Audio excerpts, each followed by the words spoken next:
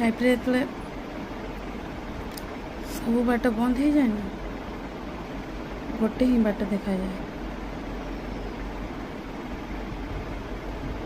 ଲୋକ ସେଇଆ ହିଁ କରନ୍ତି। ଅତ୍ୟଧିକ କଷ୍ଟ ହେଲେ ଆଉ କ'ଣ କରିବା, ସେଇଆ ହିଁ କରିବା।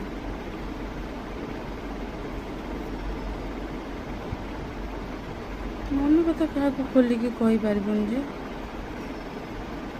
କାହାକୁ କହିବା ବି ବେକାର। ଦରକାର ପଡ଼ିଲେ ସେମାନେ ଡୋଜ୍ ମାରିବେ, କାହାକୁ କହିବେନି। मुझे छाई भी साथ देने लायक है।